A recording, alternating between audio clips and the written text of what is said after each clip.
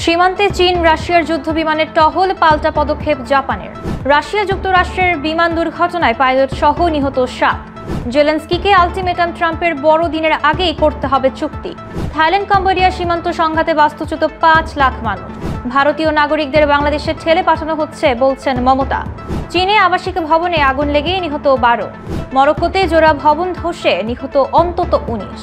বিদেশি গবেষকদের টানতে বিশাল পরিকল্পনা কানাডার। নারীবাদীদের দুশ্চরিত্রা বলে গালি ফ্রান্সের প্রেসিডেন্টের স্ত্রীর। বন্যার ধ্বংসস্তূপ সরাতে নামানো হয়েছে হাতি। 2023 সালে বিশ্বে যৌন সহিংসতার শিকার 100 কোটিরও বেশি কিশোরী। ট্রাম্পের খোঁচার পর যে শর্তে নির্বাচনে রাজি জেলেনস্কি। ইসরায়েলকে রুখে দেওয়ার আহ্বান জানালেন এরদোয়ান। ভারী বৃষ্টিতে গাজার হাজার হাজার তাঁবু প্লাবিত, বাস্তুচ্যুত ফিলিস্তিনিরা। দেখছিলেন টাইমস ইন্টারন্যাশনাল সংবাদ শিরোনাম, সাথে আছি মেহেরুন্নেসা মেঘলা। এবার বিস্তারিত। জাপানের চারপাশে রাশিয়া, চীনের বোমারু ও যুদ্ধ বিমানের টানা টহলে টোকিও হাই অ্যালার্টে গিয়ে নিজস্ব যুদ্ধ বিমান উড়িয়ে পরিস্থিতি পর্যবেক্ষণ করেছে। রাশিয়ার TU-95 বোমারু বিমান পূর্ব চীন সাগরে পৌঁছে চীনের H-6 বোমারুর সঙ্গে প্রশান্ত মহাসাগরে যৌথ দূরপাল্লার টহল চালায়।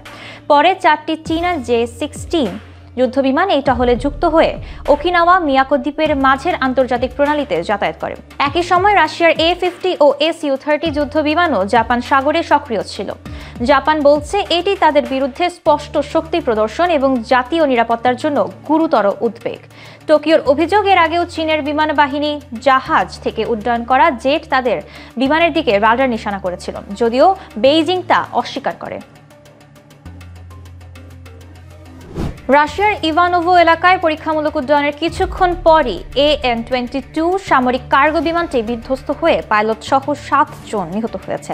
ইঞ্জিনের ত্রুটি দেখা দেওয়ায় মেরামতের পর টেস্ট ফ্লাইটে ওঠে বিমানটি, কিন্তু টেক অফের অল্প সময় পরই সেটি নিয়ন্ত্রণ হারিয়ে জনশূন্য এলাকায় আছড়ে পড়ে। প্রতিরক্ষা মন্ত্রণালয় জানিয়েছে বিমানে থাকা 7 জন ছাড়া আর কেউ ক্ষতিগ্রস্ত হয়নি এবং দুর্ঘটনার কারণ অনুসন্ধানের তদন্ত কমিটি কাজ শুরু করেছে। অন্যদিকে যুক্তরাষ্ট্রের ফ্লোরিডায় কোকোয়া শহরে জরুরি অবতরণের চেষ্টা করা একটি ছোট বিমান ইঞ্জিন বন্ধ হয়ে সড়কে একটি গাড়ির উপর আছড়ে পড়ে। গাড়ির 57 বছর বয়সী নারী চালক সামান্য আহত হলেও বিমানটির 2 আরোহী অক্ষত আছেন।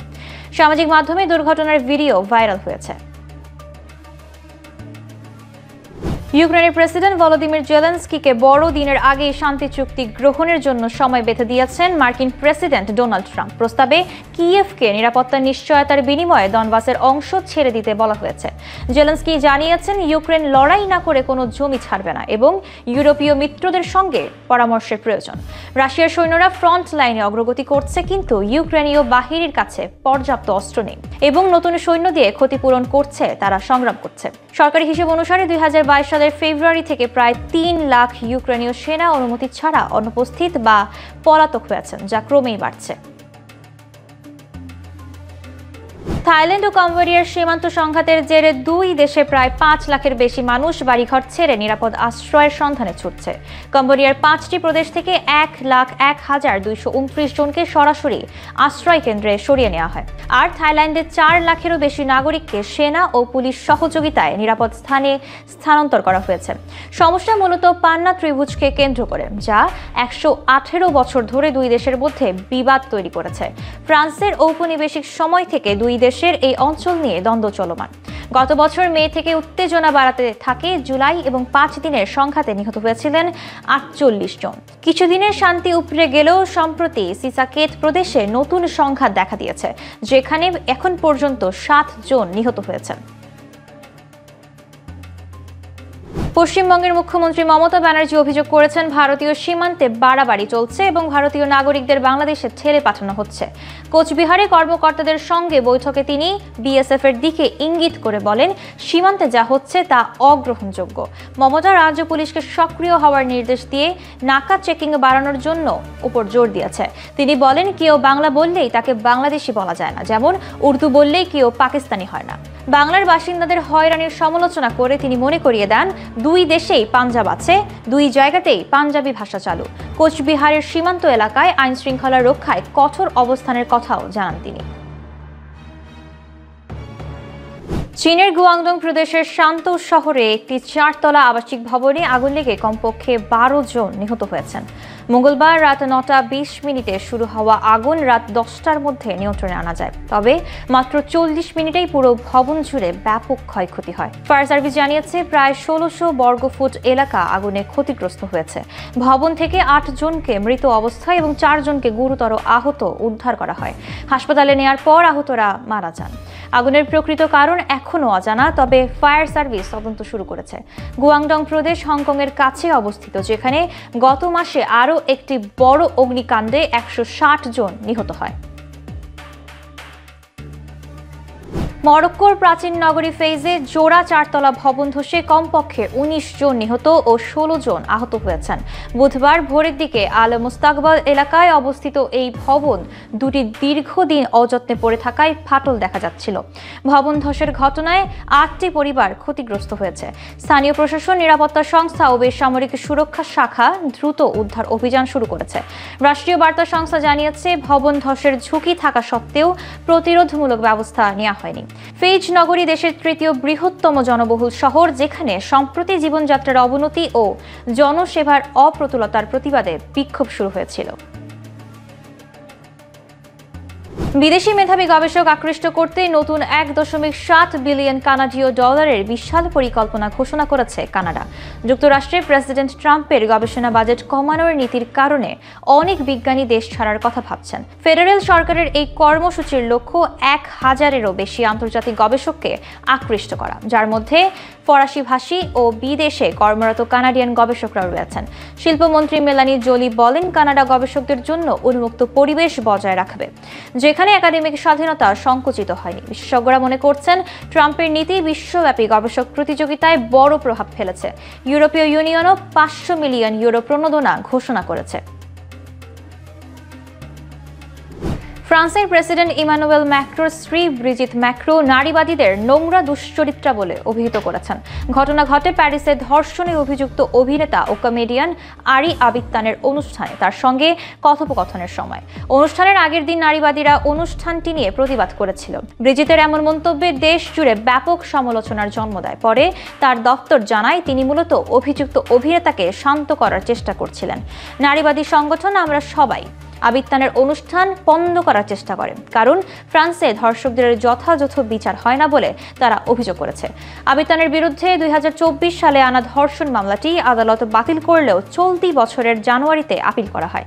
এই ঘটনায় ফরাসি সমাজ ও মিডিয়ায় নারীবাদীদের মধ্যে উত্তেজনা দেখা দিয়েছে। ইন্দোনেশিয়ায় ভয়াবহ বন্যা ও ভূমিধসে 1200-র বেশি মানুষ নিহত হয়েছেন আর 32 লাখ মানুষ ক্ষতিগ্রস্ত হয়েছেন। ধসে পড়েছে বাড়িঘর, রাস্তা নিশ্চিহ্ন আর বড় বড় গাছ উপড়ে পড়ায় চলাচল কঠিন হয়ে গেছে। এই পরিস্থিতিতে ধ্বংসস্তূপ ও বড় গাছের গুঁড়ি সরাতে আচেহ প্রদেশের সুমাত্রা দ্বীপে 4টি হাতিকে কাজে লাগানো হয়েছে। ভারী যন্ত্রাংশ পাঠানো সম্ভব না হওয়ায় হাতিগুলোকে চলাচলের পথ খোলার কাজে ব্যবহার করা হচ্ছে। বেসরকারি সংবাদ মাধ্যম কম্পাস জানিয়েছে, বন্যার কারণে 10 লাখ মানুষ বাস্তুহারা হয়েছেন এবং তাদের উত্তর ও পশ্চিম সুমাত্রা ও আচেহ অঞ্চলে স্থানান্তর করা হচ্ছে। 2023 সালে বিশ্বজুড়ে যৌন সহিংসতার শিকার হয়েছে 100 কোটিরও বেশি কিশোরী, যাদের বয়স 15 বছর। একই বছরে পারিবারিক সদস্য বা বিবাহিত ঘনিষ্ঠ সঙ্গীর হাতে নির্যাতনের শিকার হয়েছেন 60,80,00,000 কিশোরী। সম্প্রতি দি ল্যান্সেট জার্নালের এক প্রতিবেদনে এমন তথ্যই উঠে এসেছে। আফ্রিকা ও দক্ষিণ এশিয়ায় এই ঘটনা সবচেয়ে বেশি। প্রতিবেদনে উল্লেখ করা হয়, ভারতে 15 বছর বয়সী কিশোরীর মধ্যে 23% পারিবারিক বা ঘনিষ্ঠ সঙ্গীর হাতে নির্যাতনের শিকার হয়েছেন। 15 বছরের বেশি নারীদের ক্ষেত্রে নির্যাতনের হার 30%। পারিবারিক ও যৌন সহিংসতা কেবল মানবাধিকার নয়, বরং জনস্বাস্থ্যের জন্য বড় সমস্যা। 25 বছরেরও বেশি সময় ধরে এই নির্যাতনের হার বিশ্বে প্রায় অপরিবর্তিত রয়েছে। কিয়েভ যুদ্ধকে ব্যবহার করে নির্বাচনের সময় এড়াচ্ছে যুক্তরাষ্ট্রের প্রেসিডেন্ট ডোনাল্ড ট্রাম্পের এমন অভিযোগের প্রেক্ষাপটে ইউক্রেনের প্রেসিডেন্ট ভলোদিমির জেলেনস্কি জানিয়েছেন, যদি আন্তর্জাতিক অংশীদাররা ভোটের নিরাপত্তা নিশ্চিত করে, তিনি নির্বাচনের জন্য প্রস্তুত। জেলেনস্কি বলেন, নির্বাচনের জন্য প্রয়োজনীয় আইন পরিবর্তনের প্রস্তাবনা তৈরি করা হবে এবং নিরাপত্তা নিশ্চিত করা গেলেই 60 থেকে 90 দিনের মধ্যে ভোট আয়োজন করা সম্ভব। তিনি স্পষ্ট করে বলেন, ক্ষমতা আঁকড়ে রাখার কোনো উদ্দেশ্য নেই এবং নির্বাচন সম্পূর্ণ সম্পূর্ণভাবে জনগণের ইচ্ছার উপর নির্ভর করবে। 2019 সালের নির্বাচনে 73% ভোটে জয়ী জেলেনস্কি এবারও জনগণের অধিকার ও নিরাপত্তা নিশ্চিত করতে প্রতিশ্রুতিবদ্ধ। তুরস্কের প্রেসিডেন্ট রিসেপ তাইয়েপ এরদোয়ান আন্তর্জাতিক মানবাধিকার দিবসে গাজায় ইসরায়েলের হামলার তীব্র নিন্দা জানিয়ে বলেন, এই গণহত্যায় বিশ্বব্যাপী মানবিক মূল্যবোধকে দুর্বল করছে। তিনি জানান, গাজায় ইসরায়েলের আক্রমণে এখন পর্যন্ত 70,000-এরও বেশি ফিলিস্তিনি নিহত হয়েছেন, যা জাতিসংঘের মানবাধিকার ঘোষণার মূল চেতনাকে ক্ষতিগ্রস্ত করেছে। এরদোয়ান বলেন, আন্তর্জাতিক সম্প্রদায়ের সব প্রচেষ্টা সত্ত্বেও গাজা ও অধিকৃত ফিলিস্তিনি অঞ্চলে নৃশংসতা অব্যাহত রয়েছে।